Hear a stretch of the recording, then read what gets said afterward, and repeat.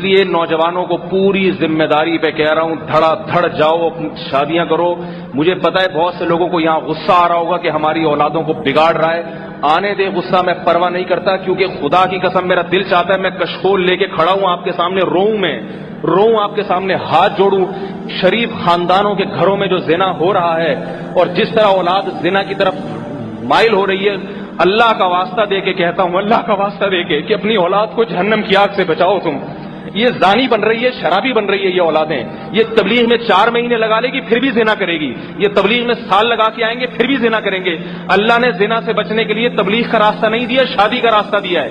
خانقاہوں میں بیٹھ کے بھی یہ زنا کرے گا، خدا کی قسم زنا کرے گا یہ، کیونکہ اللہ نے زنا سے بچنے کے لیے شادی اور نکاح کا راستہ دیا ہے، خانقاہوں کا محاسبوں مراقبوں کا راستہ نہیں دیا۔ قرآن میں جہاں بھی زنا سے بچنے کا حکم ہے آگے شادی کا حکم ہے۔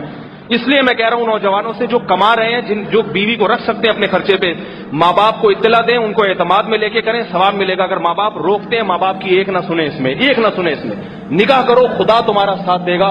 اور محمد صلی اللہ علیہ وسلم نے فرمایا 3 آدمیوں کی مدد اللہ نے اپنے ذمے لی ہے۔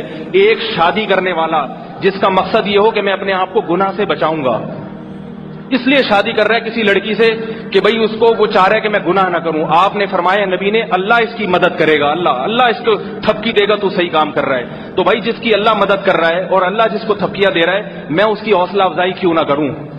میں نے علم اس لیے حاصل نہیں کیا کہ معاشرہ جو کہہ رہا ہے میں اس کے پیچھے چلنا شروع کر دوں، میں نے علم اس لیے حاصل کیا ہے کہ میں جو اللہ اس کے رسول کی بات آپ تک پہنچاؤں، آپ کو اچھی لگتی ہیں سنیں، ورنہ کہیں اور مسجد میں جا کے بیان سنا کریں۔ بات آ رہی ہے سمجھ میں؟ یہاں ضروری نہیں ہے آپ کے لیے بیان سننا، جو آپ کے مطلب کی باتیں آپ کے سامنے کیا کرے، آپ اس کی باتیں جا کے سنا کریں، وہ آپ کو اچھی لگیں گی۔ ہمارے پاس آنا ہے تو ہم وہ باتیں کریں گے جو ہماری سمجھ میں آ رہی ہیں۔